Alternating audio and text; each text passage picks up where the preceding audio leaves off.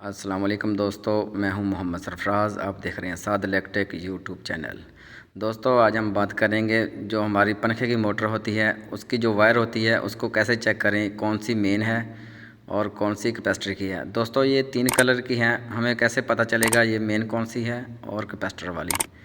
तो दोस्तों ये बहुत ही आसानी से आप इसको चेक कर सकते हैं। दोस्तों ये आप सीरीज़ के ऊपर जब चेक करेंगे, जिसके ऊपर बल्ब ज़्यादा चलता है वो मेन होती है और जिसके ऊपर कम बल्ब जलेगा वो कैपेसिटर की होगी। तो दोस्तों अभी हम आपको चेक करके दिखाते हैं बल्ब के ऊपर कि मेन कौन सी है और कैपेसिटर की कौन सी है।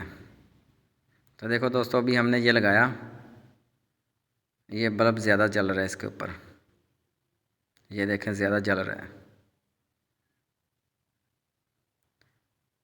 तो दोस्तों अभी हमने दूसरी जो वायर है उसके ऊपर लगाया तो ये बल्ब कम जल रहा है, तो ये कैपेसिटर की है।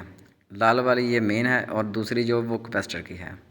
तो दोस्तों इस तरह आप आसानी से चेक कर सकते हैं कि आपकी मेन कौन सी है, कैपेसिटर वाली कौन सी है।